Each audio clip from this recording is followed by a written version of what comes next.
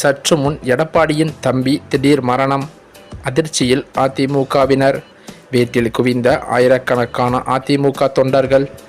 அதிமுகவில் வால்பாறை சட்டமன்ற உறுப்பினர் அமுல் கந்தசாமியின் வயதானது 59. உடல்நல பாதிப்பு காரணமாக மருத்துவமனையில் அனுமதிக்கப்பட்டிருந்த நிலையில் சிகிச்சை பலனின்றி காலமாகியிருக்கிறார். அமுல் கந்தசாமி கோவை மாவட்டத்தில் உள்ள அன்னூரைச் சேர்ந்தவர்தான் அவர். அதிமுகவில் பல்வேறு உள்ளூர் பதவிகளில் பணியாற்றியும் இருக்கின்றாராம். முன்னதாக 2026இல் கோவை மாவட்ட பஞ்சாயத்து துணைத் தலைவராகவும் தேர்ந்தெடுக்கப்பட்டிருக்கிறார். 2021ஆம் ஆண்டு தமிழ்நாடு சட்டமன்ற தேர்தலில் வால்பாறை தொகுதியில் அதிமுக சார்பில் போட்டியிட்டு வெற்றியும் பெற்றிருக்கிறார். மேலும் 2021 சட்டமன்ற தேர்தலில் அவர் இந்திய கம்யூனிஸ்ட் கட்சி வேட்பாளரை தோற்கடித்து தனது முதல் வெற்றியை பதிவு செய்திருக்கிறார்.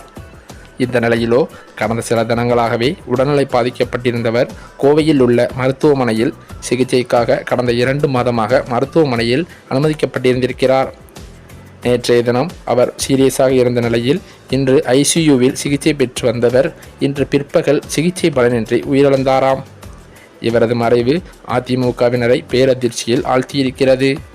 இவரது மறைவையொட்டி அதிமுக பொதுச் செயலாளர் எடப்பாடி பழனிசாமி இரங்கல் தெரிவித்துள்ளார். இவரது உடல் அடக்கம் நாளை நடைபெறும் என்று அவரது நெருங்கிய வட்டாரங்களில் தகவல்கள் வெளியாகியுள்ளது.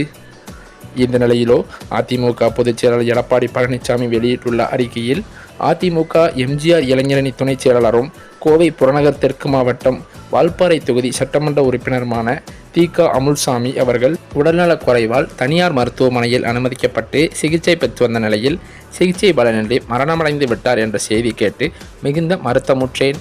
கழகத்தின் மீதும் கழக தலைமையின் மீதும் மிகுந்த விசுவாசம் கொண்டு பணியாற்றி வந்த அன்பு சகோதரர் அமுல் கந்தசாமி அவர்கள் மாவட்ட மாணவர் அணி செயலாளர், மாவட்ட எம்ஜிஆர் இளைஞரணி செயலாளர் உள்ளிட்ட பல்வேறு பொறுப்புகளில் திறம்பட கழக பணியாற்றியவர்.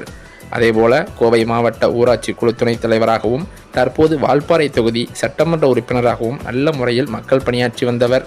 அன்பு சகோதரர் அமுல் கந்தசாமி அவர்களை இழந்து வாடும் அவரது குடும்பத்தினருக்கும் உறவினருக்கும் இந்த துயரத்தை தாங்கிக் கொள்ளக்கூடிய சக்தியையும் தைரியத்தையும் அளிக்க வேண்டும் என்று அன்னாரது ஆன்மா இறைவனடி திருவள்ளில் இளைப்பாறவும் எல்லா வல்ல இறைவனையும் பிரார்த்திக்கிறேன் என்று எடப்பாடி பழனிசாமி அறிக்கையை தெரிவித்திருக்கிறார். மேலும் அது மட்டுமில்லாமல் இவர் அதிமுகவில் பல ஆண்டுகளாக விசுவாசமாக இருந்ததாகவும் ஜெயலலிதா இருக்கும் பொழுது கூட முக்கிய புள்ளியாக வலம் வந்ததாகவும் சொல்லப்படுகிறது.